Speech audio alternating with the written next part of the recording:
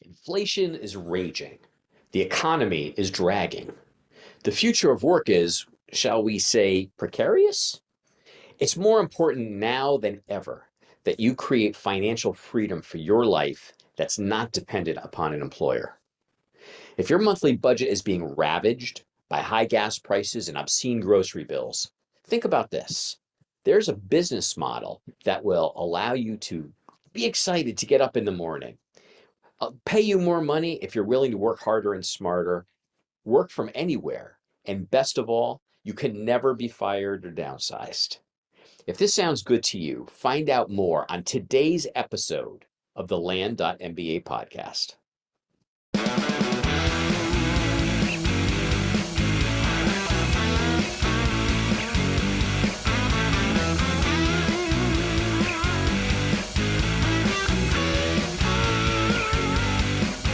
Hey everybody, welcome to the Land.MBA podcast. I'm your co-host, David Van Steenkist, and my partner in crime, Howard Zonder.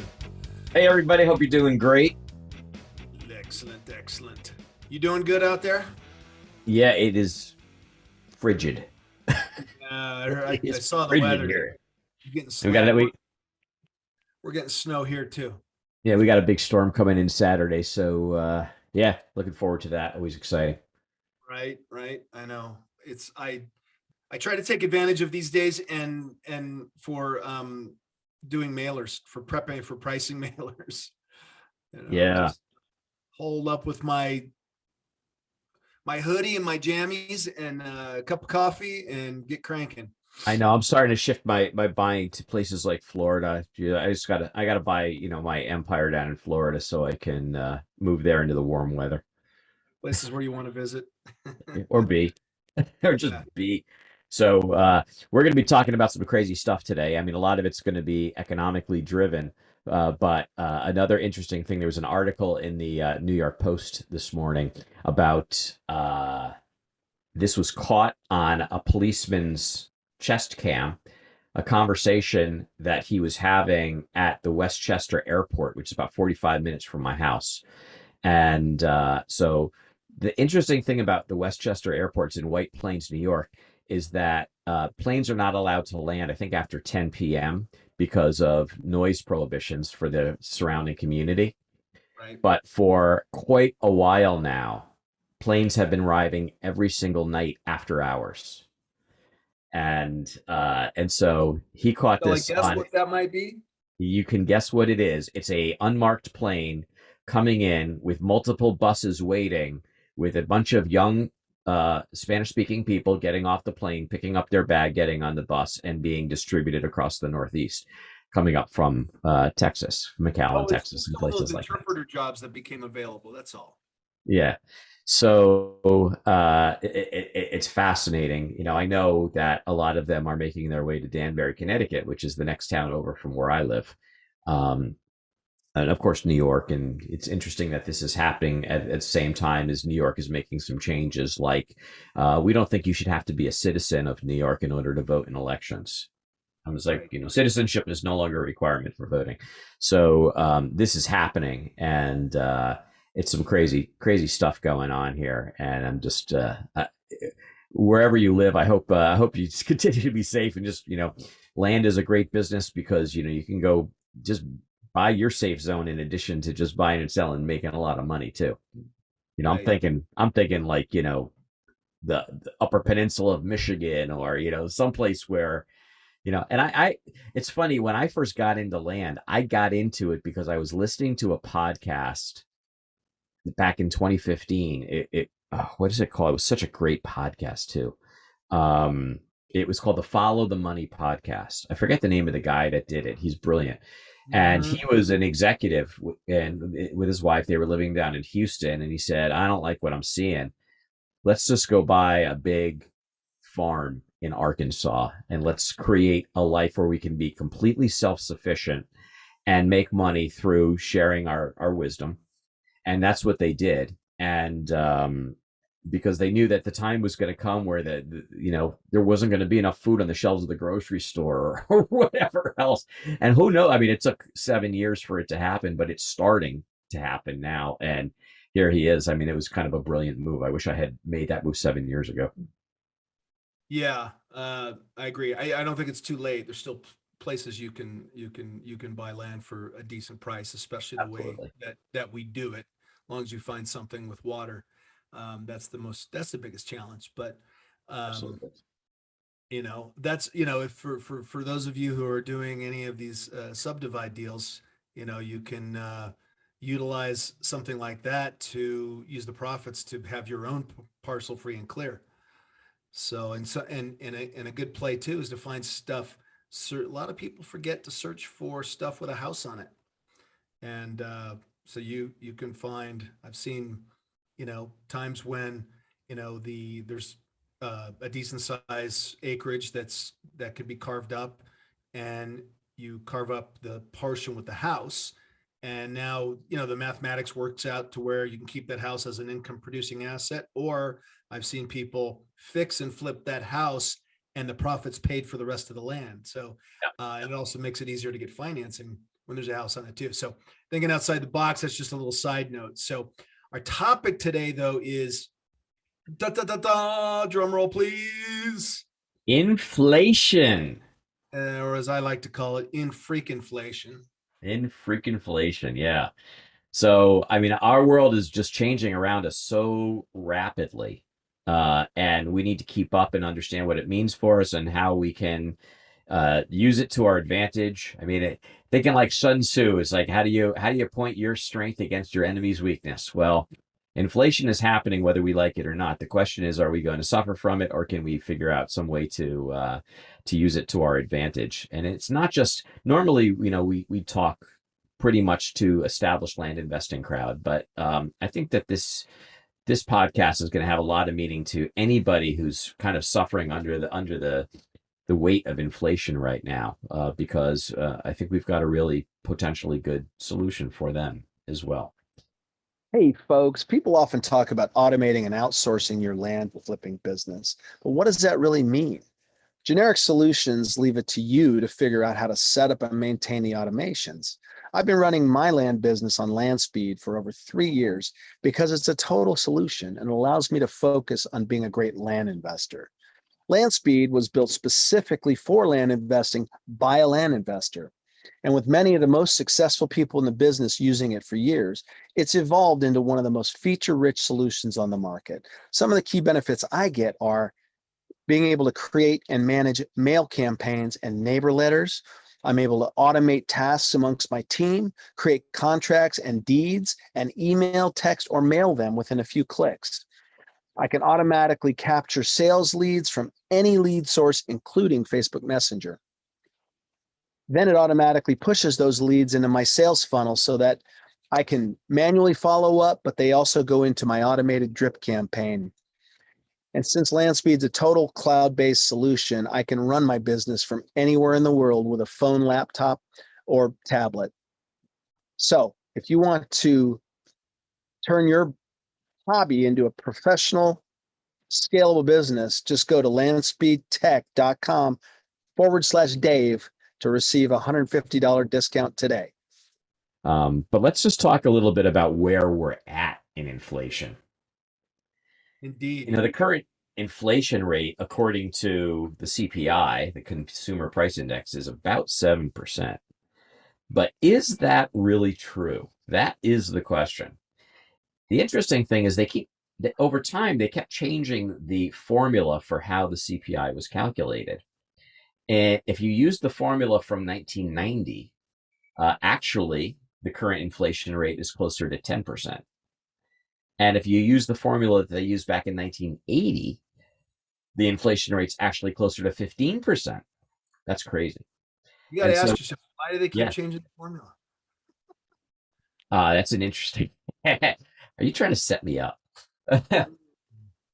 There are. Let's start with the official reason why they say they do it. Is there's a difference, say, between the CPI, the Consumer Price Index, and what they call core inflation. Core inflation does not include food or energy. And core inflation is typically what the Fed uses to define what interest rates are going to be. So you would say, well, wait a minute. food and energy are like the two largest budget items for any household. Why would they take it out?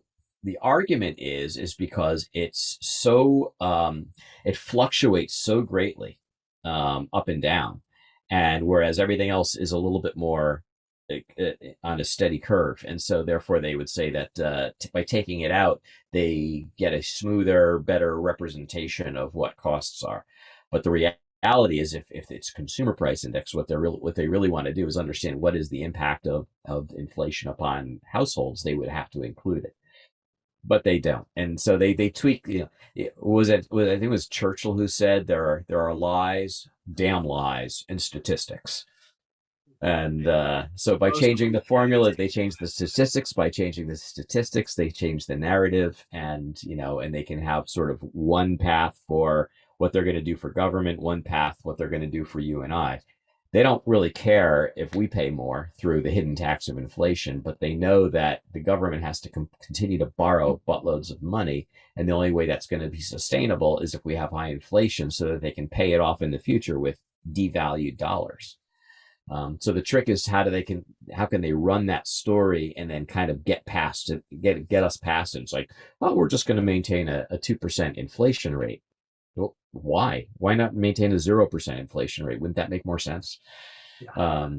Why are you going to just basically tax us 2% every year, compound?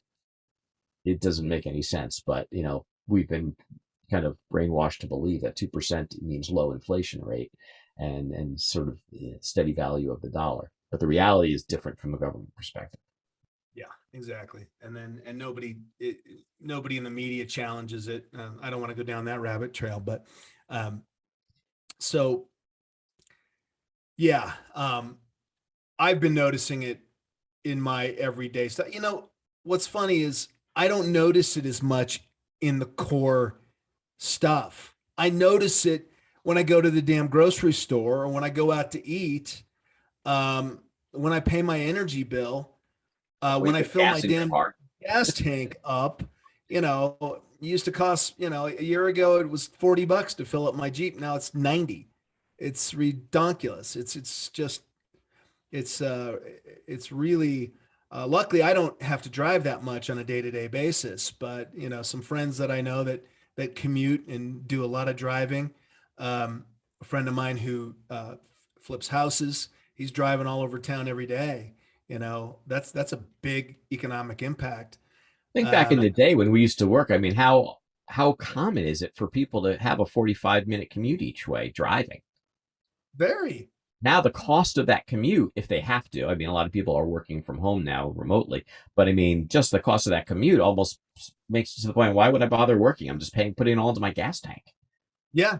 Yeah. Or if you've got a job where your company is hesitant, they really want you at the office, but you don't really need to be, or at least maybe you have a valid argument of having a hybrid, but they're not going for it. You kind of want to say, well, pony up for some gas, bucko. And the wages certainly aren't keeping up. Not even close. And even where wages are increasing right now, they're not increasing as you would expect. They don't increase as fast as the inflation rate. So everybody's always a little behind and losing more money and struggling more and more and more. My home heating oil bill used to be on average between $3.50 and $4.50 in the wintertime. I had a fill up yesterday, $910. And how long will that last you? And so I was talking to my provider yesterday or the day before, and they said, well, right now, because it's really cold, people are going through about 5 gallons per day. They're charging me $3.70 a gallon. So that means I'm paying $15 to $20 every single day. $600 a month in home heating oil. So when you think about it, like you plan your whole budget out and you say, well, what percentage is going to gas? What percentage is going to heating oil? What percentage is electricity? What percentage is mortgage and all these things? And all of a sudden, everything's going up, but some things are just going up extraordinarily high. And what goes up the highest? Energy and food. It's going through the roof. And look, companies are going to have to pass that on to us. Their costs are going up. Their employment costs are going up. Their labor costs, there's the disruptions in the supply chain. all of those companies in the supply chain, their costs are going up. You know, rents are really going up as well, and that's not necessarily benefiting the landlords unless they've had their properties for a long time. But it's really hurts real estate investors trying to get into the market because it's forcing the prices up due to lack of supply. But at some point, that, you know, there's a whole nother rabbit trail, but at some point the supply is going to catch up. So what happens to those people that bought during this bubble time, because it's not demand driven, it's lack of supply driven? um, it's just a very difficult situation.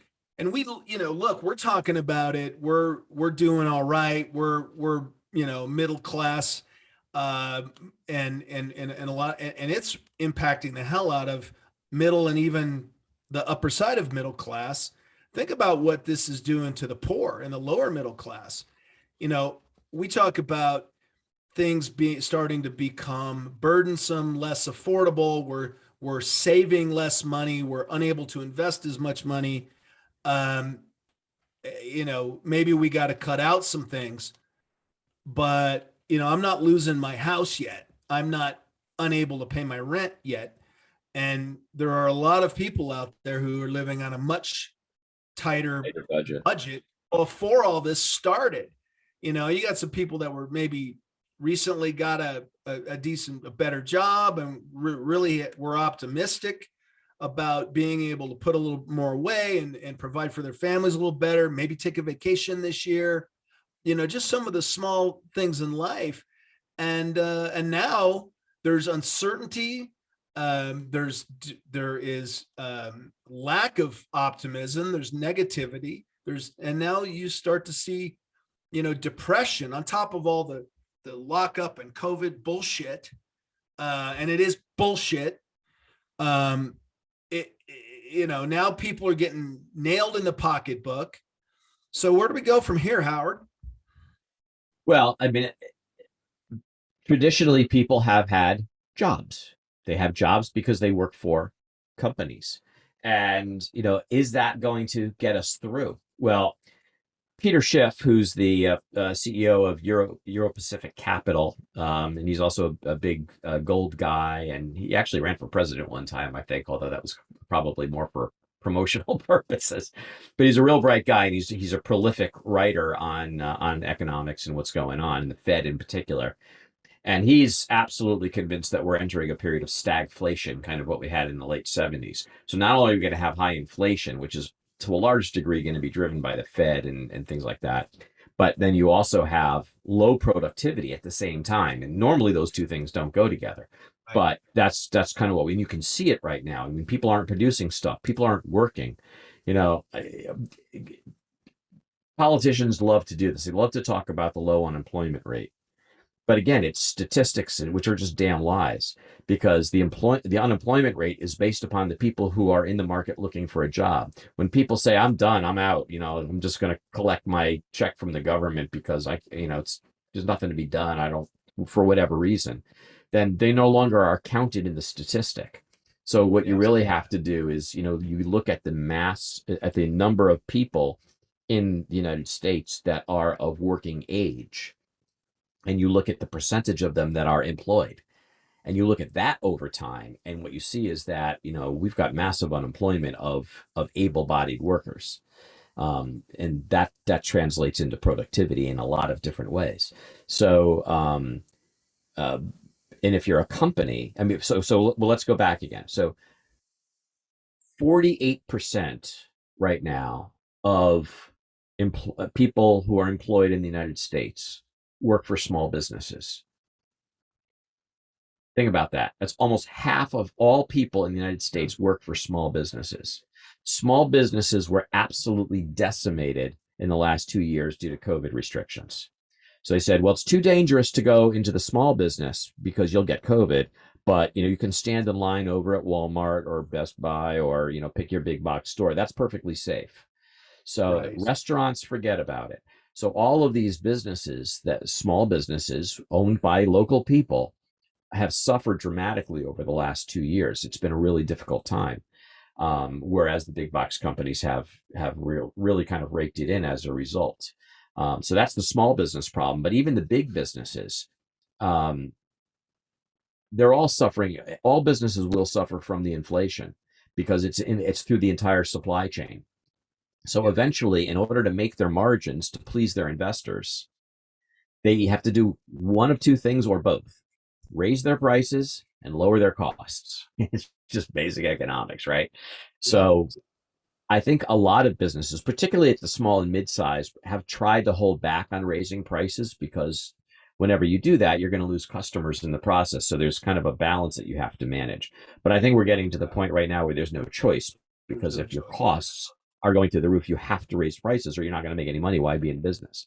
So I think we're going to see prices going up across a variety of products that we didn't see in 2021. So that's going to happen. But they also have to lower costs. Lower costs can mean efficiency. Efficiency can come in the form of laying people off, happens all the time. Yep. Automation, robotics. How can I get something done with a machine that I can amortize across 30 years instead of a person that I have to pay every month? Exactly. Right. And then, a machine that doesn't get tired, doesn't get yeah, sick, and in certain applications can work 24/7, producing stuff as long as you can keep it fed with the right data and the right material, depending on what that robot or AI is doing. And it's, you know, it's really this, what'd you call it? Fourth industrial revolution. yeah. I mean, Um, when you talk about it, it sounds almost, I hate using that term conspiracy theory because that was a term that was designed to make people who have smart things to say look stupid. But the fact is, this is exactly what's being designed and predicted and planned for out of the Davos crowd, at the World Economic Forum. They call it the Fourth Industrial Revolution. And it's Yep. the future of work, and that automation and robotics and other things are going to really change the nature of work. Now, in the past, these things have happened. We had the first industrial revolution, and everybody in the economics school or in business school will talk about, well, you put the buggy whip maker out of business. Yeah, but now we employed all these people to make cars, so it's okay. The fact of the matter is, and then they call that creative destruction, and that's okay if it doesn't happen too fast. But if it happens like in the blink of an eye or overnight, there's no opportunity for some other industries to create those job opportunities that are going to be lost. It's going to happen too fast. And so Yeah. there's this potential of having, a huge impact on the labor market. So I just think that, it's not going to happen overnight, but it is happening right now. And I think that inflation is going to drive businesses to rethink about how they're allocating their costs. And remember, we may think of ourselves as human, but there's a reason they call it human resources. From a business perspective, we're just a resource.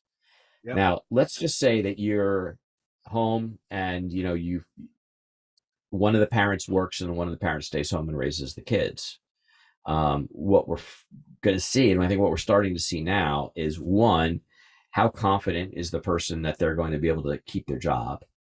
Either they're going to lose it because the company needs to cut costs by eliminating positions, or you were talking about something I think really fascinating earlier about how COVID has driven everybody to be a remote worker, and that technology change has created a massive shift in the labor market. Can you talk about that? Absolutely. Well, initially, I think a lot of people think about that as a good thing. I mean, the technology has been with us to be able to have far more remote work than we have had. And I think, small entrepreneurs like us, like us land investors and whatnot, we've taken advantage of this in being able to hire people offshore for much cheaper.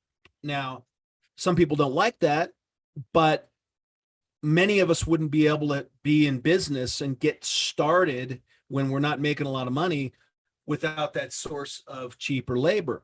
And with technology, with learning how to manage it, it's become, a pretty big norm. Now, let's fast forward to COVID.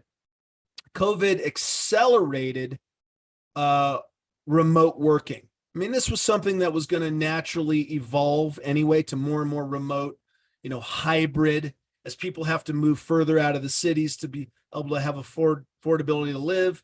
Maybe they only have to commute in 2 days a week and work from home 3 days a week. So it's a nice blend for people. Well, now, the COVID has accelerated it where people are working completely remotely now. There are a lot of companies out there that were resistant to allowing their employees to do it. They didn't think it could be done effectively, and they're being proven wrong out of necessity with COVID. So now there's a lot of people that don't want to go back to even a hybrid. They want to stay 100%. It enables them to live rural, live further away. I mean, if somebody was living in a $3,000 a month, 1-bedroom apartment in San Francisco, and now they can move to freaking Merced or, way the hell out or even out of state and work remotely for $1,000 living a month. I don't know, that's pretty cheap, but anyway, maybe 1,500, but a lot cheaper. And they're going to do that. Now, as companies are getting better and better and more efficient and effective with remote work staff, they're going to sit here and think, why am I paying US wages and US benefits when I can replace this dude with somebody from India or Pakistan or the Philippines or wherever for an inkling of the cost? So watch out for that exacerbating unemployment. And even further, if you're working remotely for a big company and you're not bringing a skill set that adds a value that only a US based person can add, I'd be looking behind myself pretty closely. I wouldn't feel too safe about that. I'd be looking at alternatives. Yeah, technology is driving for knowledge workers. Technology has driven the globalization of the labor market, and we become a bit fungible. So if there's a qualified person with the same skill set in Bangalore, India, for a fraction of the price, why would a company not go to the fraction of the price to get the same work done? So that definitely could exacerbate things.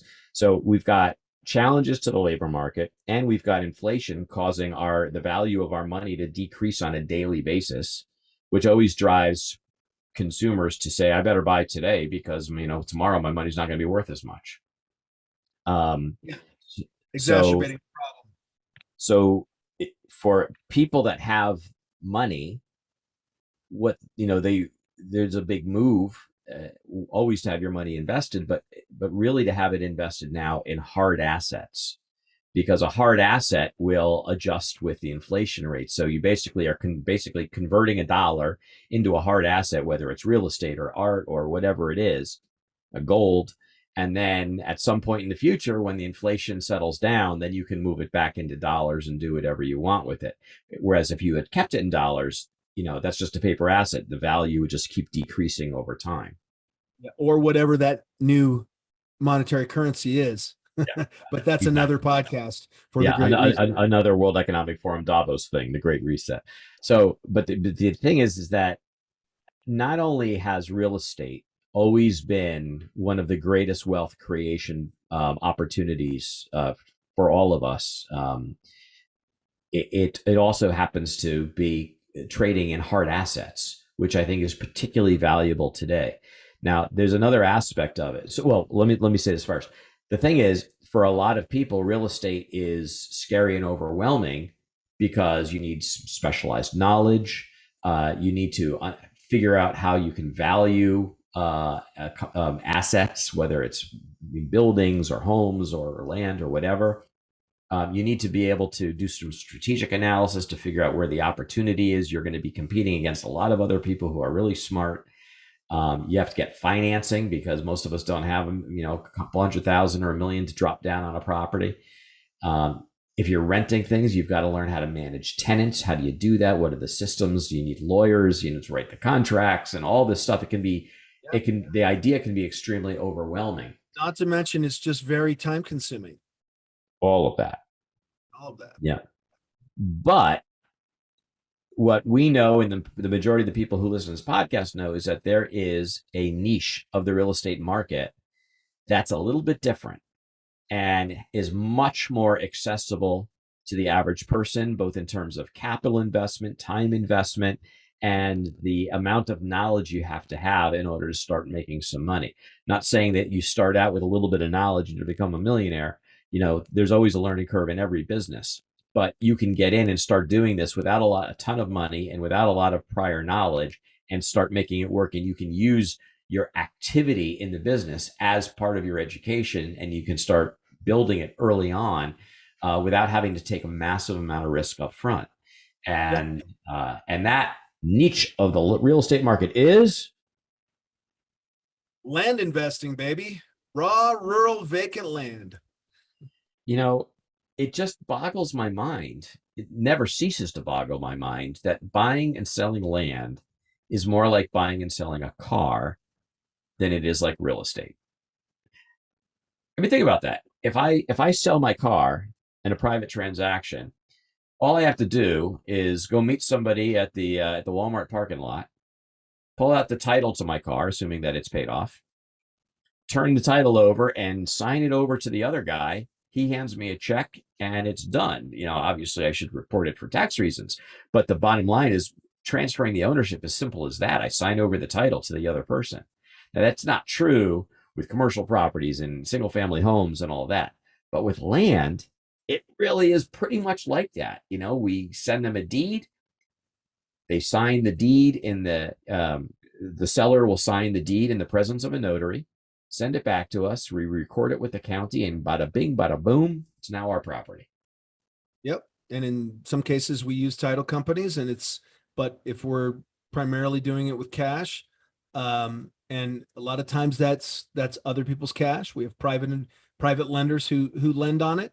There's no reason not to do it anymore. A lot of people stayed out or just played in the little, desert squares where they can, buy for 500, sell for 2,000, build up a little bit of capital so they could, buy some bigger properties, and it went a lot slower. Well, now you've got other land investors who've made a lot of money and have some cash on the sideline that they're not able to put it into play fast enough with their own deals, so they're lending to other people. So there's no reason not to get in this game. It's not easy. It's a business, and you see so many different courses and things pitched online today, whether it's marketing, online marketing, social media stuff, and various types of real estate investing.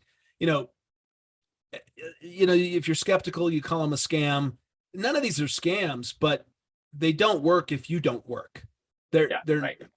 So land is a much more simplified version of real estate because you just don't have as many moving parts as sticks and bricks, but it's still not easy. So no misnomers there. You got to put in the work. You got to put in the time to, understand it. But, I'll tell you what, it's certainly changed my life. It's enabled me to quit my job, just over broke. That is by far not keeping up with inflation, or wouldn't have been. And I'm able to throttle my business. It's like, okay, the shit's going up. I got to really focus on growth. I got to focus on getting more deals at bigger spreads and selling them faster. But I can do that. And the demand for land has never been higher. And you don't have a shortage of inventory because you're not waiting for someone to need to move out of their house. Wholesaling houses right now, if anybody's considered going into that, I would absolutely not recommend it to start it. It's a good thing to learn because in the future it'll be alive again. But right now with the inventory constraints, I wouldn't touch that with a 10-foot pole. We don't have that in land. We do have competition amongst each other, but you have that in every other asset. But as far as the actual inventory existing, there's 3.1 billion acres of vacant land in the United States of America. Yeah. And look, Dave and I are capitalists. We believe in capitalism. We believe in markets, and the value of anything is determined by the market. What will the market bear? So if you negotiate with somebody a price to purchase their property and they agree to it and you agree to it, that is two people operating with freedom to say, this is what I'm valuing it for. And when you go to sell it and you sell it to somebody at a different price, between you and them, you're both operating freely. Nobody's arm is twisted. That's what the market will bear. And that's legitimate and fair and ethical. And what you've got is you've got a lot of people who are sitting on land that maybe they have acquired through an inheritance. Maybe they've never seen it, or maybe they bought it years ago with the intention of doing something with it, but they never did. And now they're at another chapter of their life and it's not giving them any value. But land is often hard to sell, especially in certain price ranges, because below a certain point, it's not that interesting to realtors, which means you'd have to market it and sell it yourself. And a lot of people don't have the skills or the knowledge to know how to value it, let alone figure out how to market it and sell it. So to have somebody come and say, look, I'll take this off your hands. This is what I can offer you. And if you make that agreement on the price, that actually helps them out an awful lot, especially in a time like today with the inflation rate so high, is because the money could be much more valuable to them than land that they've been sitting on, paying taxes on for all these years, that they get no value out of whatsoever. On the other side of the coin is there are people who want hard assets because they want to park money or they want to use it as their escape pod or whatever it is, and you're providing a value on that side. So, like any other business, the only way the business works is if we are in fact delivering value on both sides of that equation to the people that we're dealing with. And clearly that's happening. I mean, Dave and I are in touch with lots and lots of land investors all the time. And business is doing really good right now, which is great news. It is a good business in this time. And just a note on it too, if you're one out there who's looking for something to figure out to do and you're very risk averse, I would call what we do with land probably and I've fixed and flipped houses, I've wholesaled, I've done some commercial work, and most of and even if you're not familiar too much with land flipping like what we do, you may be more familiar with land development, thinking that you got to buy the land and you got to do something with it to increase its value. And so all of those strategies, for the most part, are value add strategies. And in this market with low inventory, you may be buying at really too close to market value, and people are buying it closer to market value and banking on their improvements to force the equity. Well, if something happens, if we have a black swan event, something significant that halts the economy and makes prices go down, those are very risky. And so that's probably why a lot of people don't get into real estate. But with land, we have already made our money when we buy it, because we're essentially buying it around 1/3 of its value, sometimes less, sometimes a little more. But these days, I would say on average at around 1/3 of its market value. So you've got a long way for it to fall, where you can't bail out for cost and get your money back out of it if you needed to. But for the most part, we're buying for 1/3, reselling for 2/3. So we're still tripling our money in many cases, and at least doubling it. And it depends on the property and the price point. Sometimes it's a much higher margin than that. Sometimes you screw up and you only make 50% margin. Woe is me.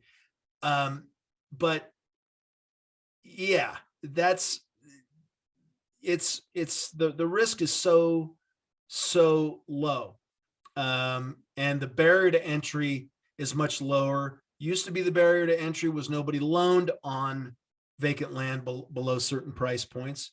Now there's plenty of people who do. Yeah. So who is this a great opportunity for? So there are a lot of families out there where one parent works, the other parent is home with the kids.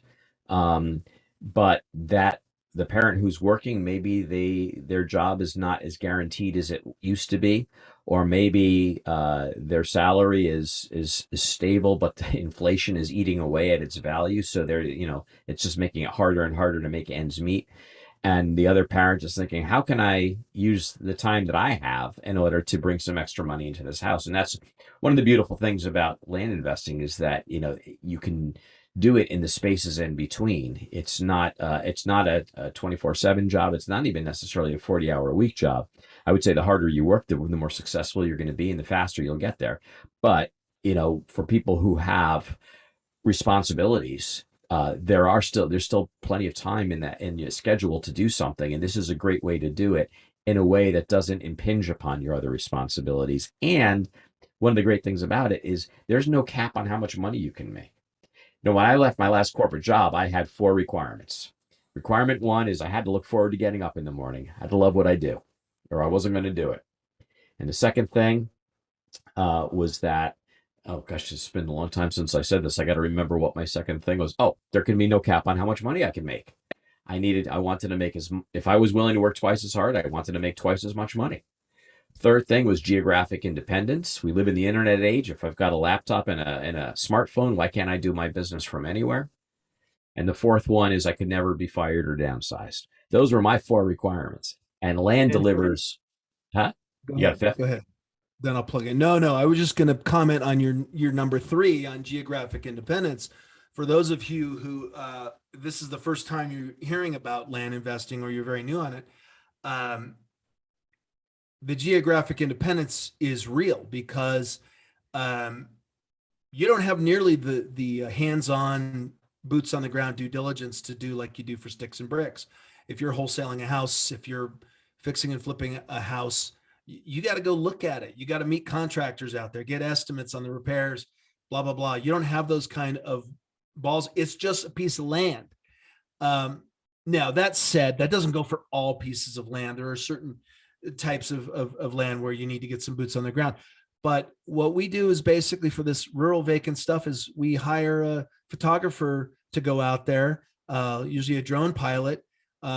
And if it's real cheap properties, I don't even do that. I do everything online. But if I have properties, for the most part, that I need to go get drone photography to sell it anyway, so I send them out there doing the due diligence period, and that gives us our visuals, and the rest is all online resources.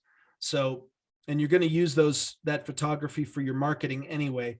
And yeah, maybe 1 out of 100 properties, you'll pay for the photographer and not do the deal. So it's a cost of doing business. Anyway. Right. So, if you're at home and you've got some time and you need to bring some extra money into the house, as opposed to getting a job, which is going to be time for money, it's going to be limited amount of money. And in the age of inflation, it's just going to continue to eat away at the value of what you're getting. Makes you wonder why you're doing it. Here's an opportunity to build something, build your own business, and turn your time and your effort into not only into income, but to create a level of income that's disconnected with time, so that you could actually, for the same amount of time, as you get smarter about it, as you do bigger and better deals, you can make more money for the same unit of time. You can't do that in a job, but you can do it here. So that would be one. If you are an individual or the breadwinner in your family, and you feel like you're a little insecure about the future of your job or work, now is the time to create some variety in your income. I mean, it's called portfolio analysis. You don't always want your eggs in one basket.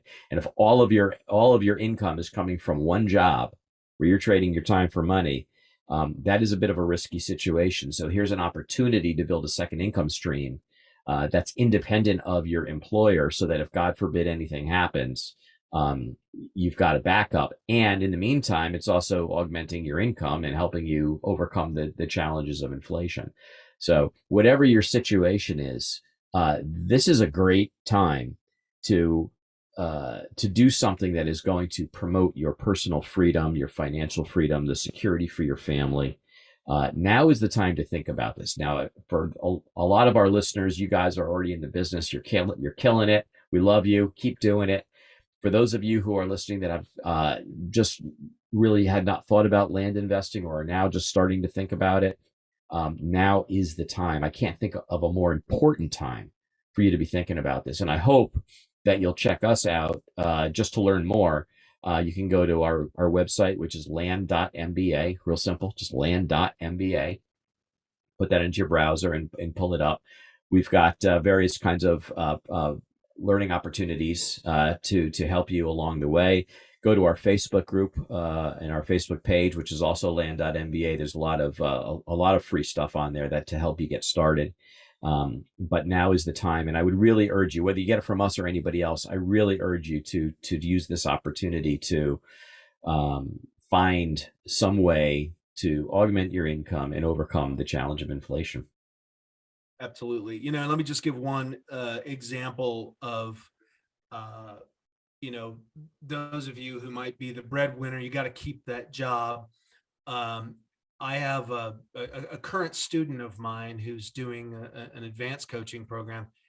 He didn't start with coaching. He actually just bought our online course, the Land MBA Masterclass online, and which is just a few hours, and implemented what we teach in there, and got a little bit of help, a little bit of mentorship from a friend.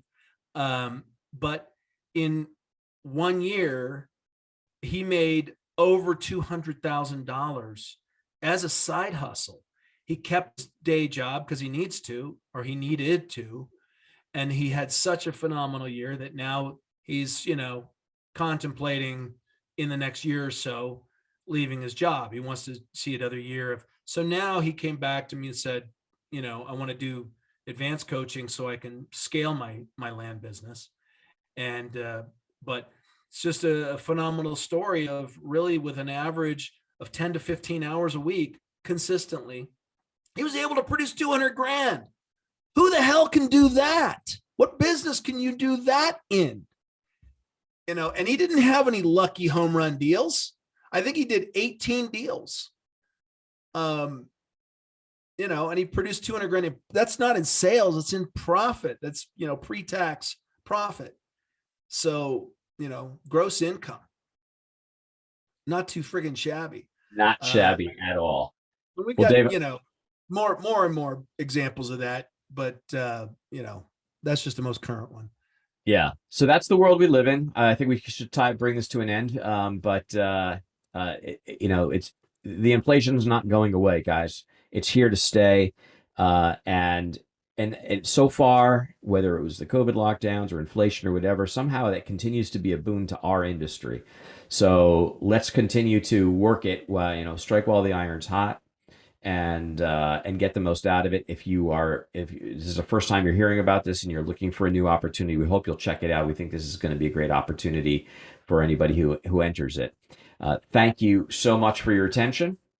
We love you guys, and we'll see you next time on the Land.MBA podcast. Adios. All right. Oh, before we go, I just want to mention that you really need to pay close attention to our podcast coming out next week, because we got a big, big surprise coming for y'all. All right. Adios, everybody. Peace out. We hope you enjoyed this episode, had a bit of fun, and walked away with some actionable insights that you can apply to your business. Dave and I have got some great content and interviews planned, so don't forget to rate and review, and of course subscribe to this podcast on iTunes, Google Play, Stitcher, or wherever you get your podcasts. If we mention any interesting links or tools, you'll find them in the show notes. To learn more about Land.MBA, visit our website at, wait for it, land.mba. See you next time on the Land.MBA podcast.